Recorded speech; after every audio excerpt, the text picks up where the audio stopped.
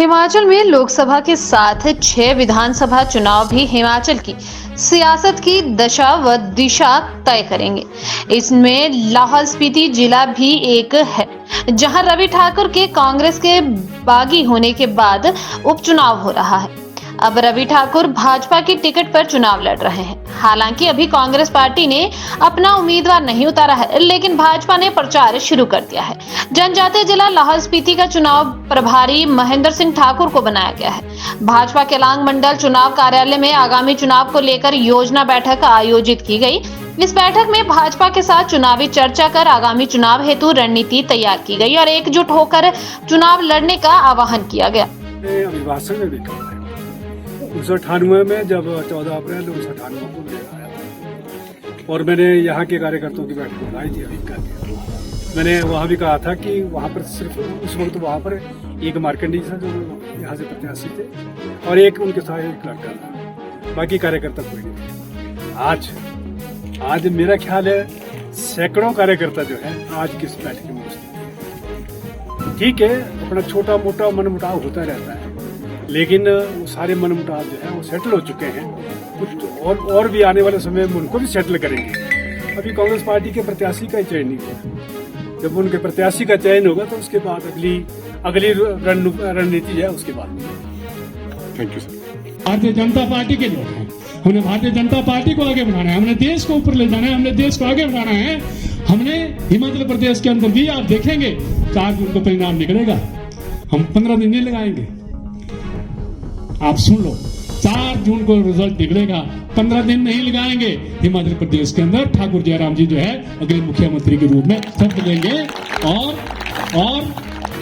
मैं आप और वायदा कर रहा हूं आपसे कि रवि जी आप भी उस मंत्रिमंडल में मंत्री के रूप में जो है होंगे। आपको विश्वास दिलाना चाहता हूं, हमने आज तक जो कहा, अगर मैंने 1998 में आपके पास आपके घर आपके दरवाजे पे आया था, मैंने कहा था कि हजीम का कि हम 4 लोग जीते हैं, 4 मंत्री हैं, तो 5वां को जिता दो, ये भी मंत्री होगा। जब वो जीत गया 2 महीने में मैंने उसको अपने रेजिडेंस पर रखा और 2 महीने के बाद मंत्री बना करके ही मंत्रिमंडल की कोठी में भेजा। उसी प्रकार से मैं आपको वायदा करता हूं, आपका वोट मंत्री के लिए रिपोर्ट जाएगा, न कि किसी और चीज के लिए जाएगा।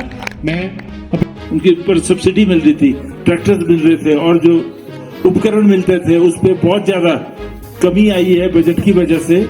और यहाँ पर जितने भी अनाउंसमेंट्स हो रही थी, माननीय मुख्यमंत्री जी का दौरा हमने स्पीति भी कराया, कई मंत्रियों का दौरा हमने लाहौल कराया, वो मेरा कार्य है विधायक होने के नाते। मगर मैं ये देख रहा था कि किसी भी चीज पे जो भी यहाँ पे मंच से कुछ भी अनाउंसमेंट्स हो उस पे अमली जामा नहीं पहनाया जा रहा था। और 8 से 9 मंत्री ने यहाँ लाहौल स्पीति में दौरा किया और माननीय मुख्यमंत्री जी ने हमारे स्पीति घाटी में जब दौरा किया तो 1500 की घोषणा की। बारंबार 10-12 बार हम उनके पास गए कि इसे शुरू कराया जाए, तो उन्होंने कहा नहीं, मैं वहां दोबारा आके घोषणा करूंगा। 1 वर्ष बीत जाने के बाद जब चुनाव सिर पे आ गए हैं और आचार संहिता लगने वाली थी, तो मैंने दोबारा उनसे जाके आग्रह किया बारंबार। तो यहाँ दौरा जरूर बनाया उन्होंने, मगर देखने में यह आया कि इससे पहले उन्होंने धर्मशाला में भी ये घोषणा की कि लाहौल स्पीति में हम शुरू कर रहे हैं।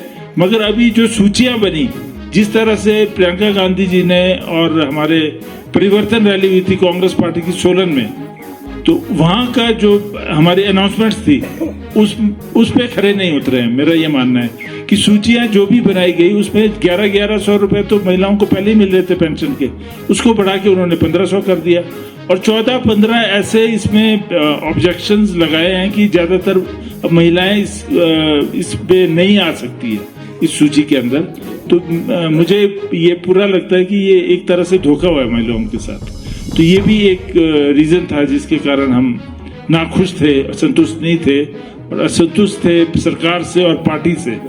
तो इसकी ये बात हमने, चूंकि ये हमारे पदाधिकारियों की मीटिंग है आज भारतीय जनता पार्टी की और इस पे महेंद्र सिंह जी हमारे यहाँ पे अध्यक्षता कर रहे हैं, तो हम गांव-गांव में जाके ये